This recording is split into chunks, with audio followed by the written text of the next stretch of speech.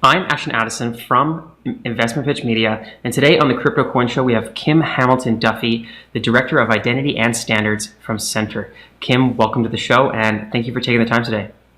Great, thank you for having me.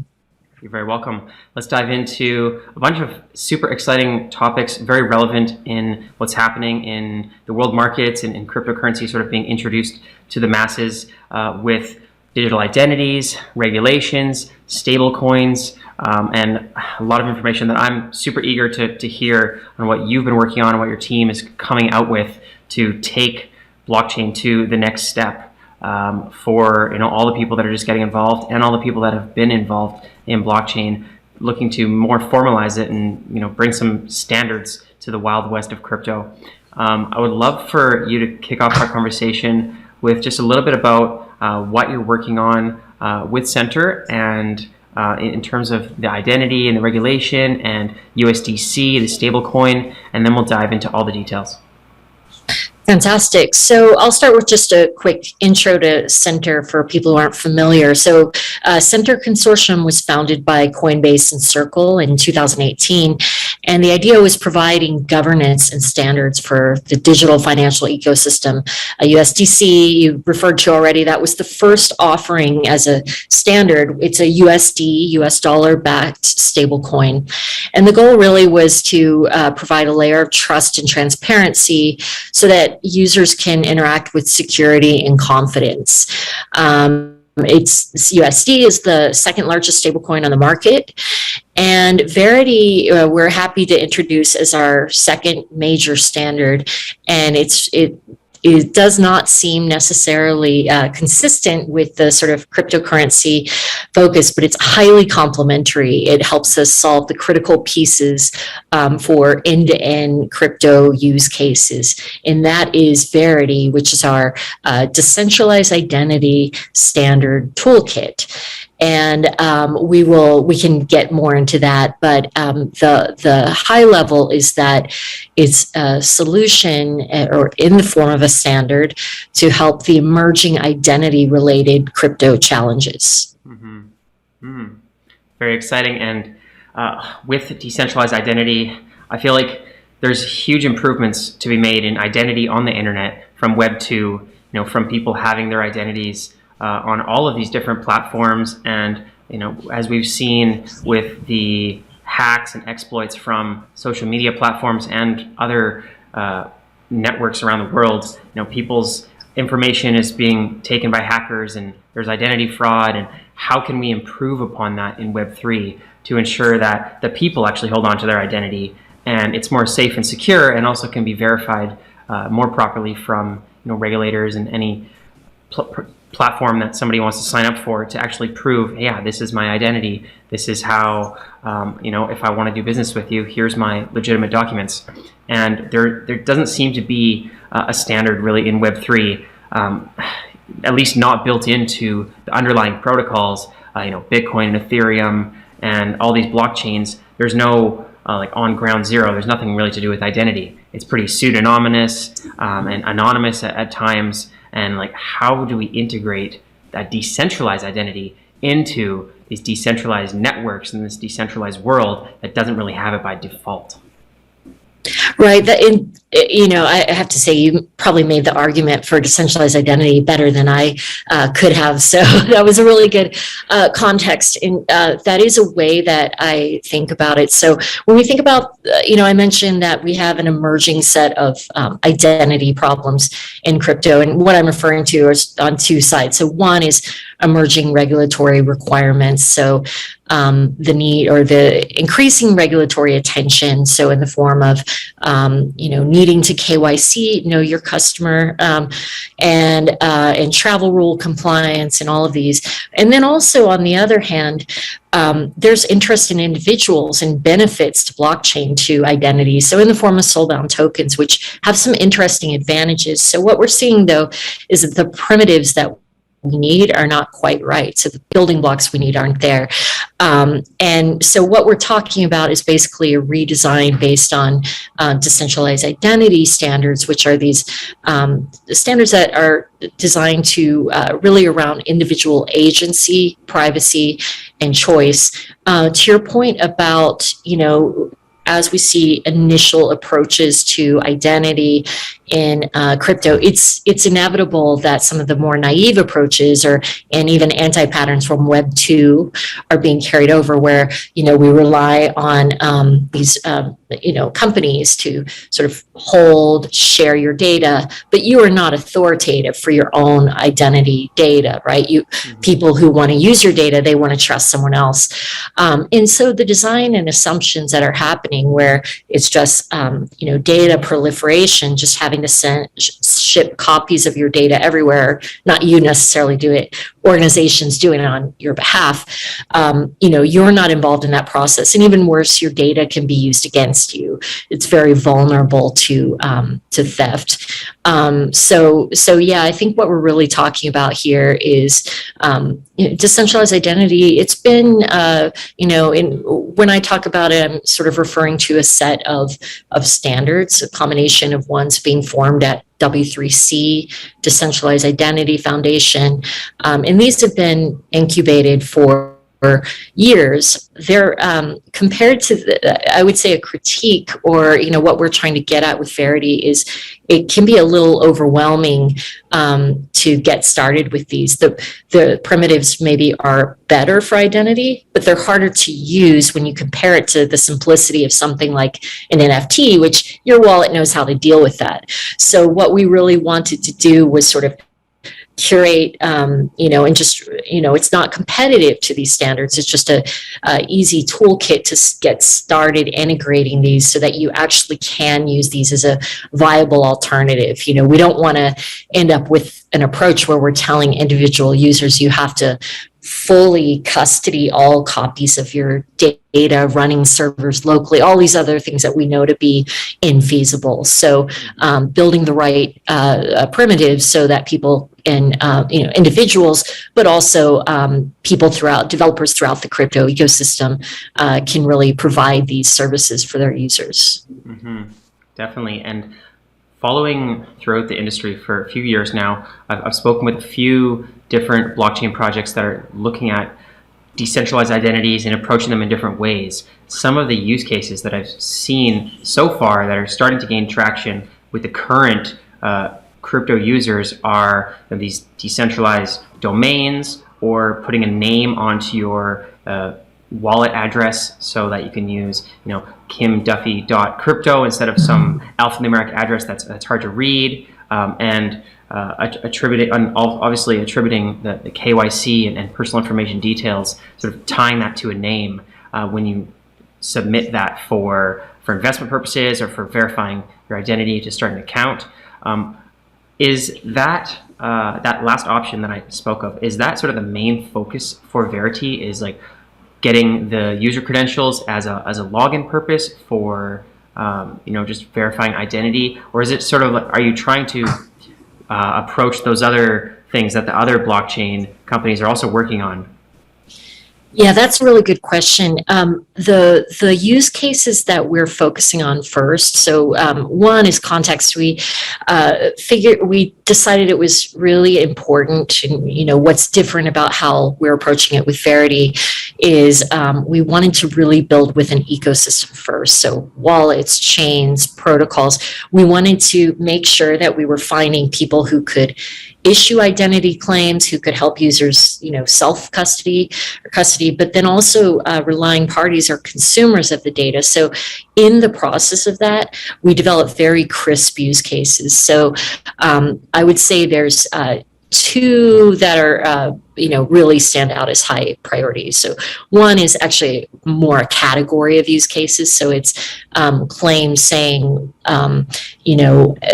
an institution has performed KYC for you, you're an accredited investor. And so this is a credential then that instead of going and resharing your data every time, reapplying to every institution, you could carry it with you So that's one category. The other category is sort of this, very widely referred to that, it should be possible in crypto. So, but the idea of not, reducing the collateral required for loans through packaging identity data. So the way that our first priority was really laser focusing on the ecosystem and some viable use cases to really get I would say the rails connected and everything.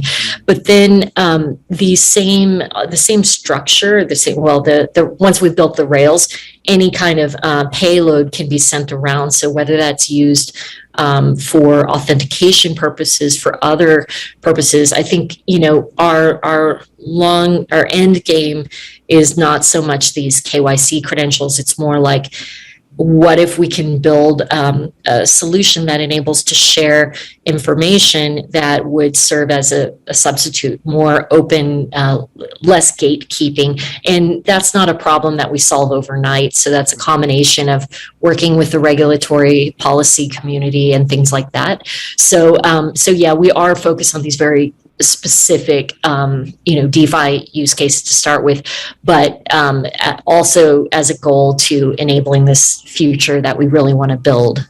Mm-hmm. I'm looking forward to seeing it when it's out there, and I feel like there's two major parts. There's building the rails, building the standard, and then getting all those partnerships, getting the integrations with the exchanges, with the wallets, actually getting people to use it is a whole nother feat in itself. So where exactly is Center at with the standard and then getting it out? Yeah, so our first focus, I would say we focus on wallets, or similar to cryptocurrency wallets, but identity wallets. And that could be formed into many different ways. There's sort of a matrix of it. So they could be custodied or self-custody. We always prefer self-custody with anything, but we want to support both. But some wallets, like say MetaMask, if MetaMask let you stored identity credentials in addition to your crypto or NFTs. And so, but it also, in theory, identity wallets could also take the form of a separate wallet, that just manages your identity data. So the first use cases we were very focused on was ones where an identity aware or decentralized identity aware wallet is involved. So that means things like it's capable of, creating these things called decentralized identifiers on your behalf. It's capable of, all these sorts of functionalities. So what we learned from a lot of feedback with potential partners was that it would be really nice if wallets could at least store the credentials, but didn't have to be aware of all these sophisticated identity protocols. Mm-hmm. And so moving that function so that it doesn't have to be on the wallet, but still could be provided by, a range of interoperable services or software. So that's been our biggest focus for, say the fall. And we've started releasing blogs about on Verity.id, how we propose to do that, how other wallets can participate. So I think that's really, we identified that as highest priority because we thought that's really the way to meet people where they are, get their credentials in their wallets, get them participating in these, privacy protecting flows, but without expecting a whole, you don't have to install some kind of special wallet, all of these sorts of things. Mm-hmm. That's great to know. And that sort of gets me thinking about, down the road when everyone's identities are digital, that would also mean that, your government identity, your driver's license, your national identity or your passport is also digital. And I feel like for that to happen, you'd have to be working with the regulatory bodies and with the governments, and they would sort of have to be a part of that standard as well. Otherwise, your driver's license wouldn't really be accepted if it was on the blockchain. Is your team looking that forward down the road? And if so, how does that work with working with governments or regulatory bodies on the identities? Yes, and sadly, we actually obsess over really boring things like driver's license standards and things like that. So there is in the United States, there is a focus on mobile driver's license right now, taking the form of an ISO standard called mobile driver's license standard. It's very focused on these driver's license use cases. But though that community is engaging with these decentralized identity communities to find out how we can reuse, different formats to enable portability. And of course, we see them as highly complementary because the goals are completely the same. The idea of, the rollout for mobile driver's license, there is, right now they're focusing more on cases where the issuer of the credential is directly connected, but they're also focusing on offline credentials, which is what we want. So you carry your credential with you. A relying party is able to verify that without necessarily having to directly contact the issuer every time. And these are important in terms of privacy, avoiding, what you don't want to build is a surveillance system where the government knows every time you used it to, whether purchase alcohol or whatever, it's just better to err on that side. So yes, we are, and I just mentioned government identity credentials in the US, but, throughout the world, there's a lot of different, sort of identity documents that we have our eyes on, and I think that's really an interesting advantage or interesting use case. I think that the use cases that I find most exciting, though, despite the fact that we have to obsess over driver's licenses and stuff, are these really, micro claims or peer claims. I think what's really different about decentralized identity architectures is, they support claims by authoritative issuers, governments, all this, but the same standards, the same approach and format supports claims that maybe you make about me, and maybe the claim is really simple, like you attest that you believe I'm a human, and maybe that can be used as proof of humanity. But then things like when you think about really unlocking, it's weird that still a lot of the employment market, financial market, a lot of things are tied to these very gatekeeping credentials. So, maybe in the case of employment, the idea of having a 4-year degree, what we find much more useful is something that can attest to skills that you're gaining throughout your life, not at some arbitrary point in time, in your 20s or whatever, and really sort of unlocking through ongoing lifelong learning, skills acquisition to open up opportunities and, certainly in, financial use cases. I really like that you mentioned that, Kim, and I feel like that could make it more exciting than just driver's license standards when you start implementing skills or, attestations, and you can put your university degree into your digital identity, and then you can almost gamify it with, here's the recent things that I've done, and here's the awards I've won, and we could build that all into the identity. I feel like that would make it a lot more fun and interesting for people than, just having the basic government IDs. Exactly. And I think also to your point, you mentioned a lot earlier about the pseudonymity of blockchain and all of that. And so the kind of unique way that we want to bundle up all these claims in ways that we want to. So the really great thing about decentralized identity standards is a real focus on avoiding correlation, avoiding tracking, and then also through combination of zero knowledge proofs and things like that, being able to craft it into exactly the message that you want to share. Love it.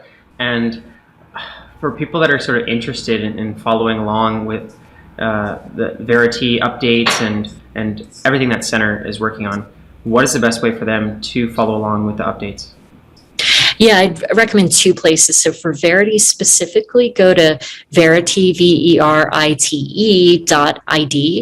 And there we have the entry point to a lot of the developer documentation, but also blog where we talk about things like, wallet use cases and other use cases like NFT allow lists that are off chain and privacy preserving. For Center specifically, that's center.io. So yeah, and just we have our contact information there. Just reach out to us if you have anything you want to talk about or get involved. Sounds great, Kim. Thank you so much for all your insights into decentralized identities, and I'm looking forward to being able to present my identity at the border office through the blockchain one day. And hopefully Verity will play a role in that. So let's definitely follow up in the near future. Excellent. Thank you so much, Ashton.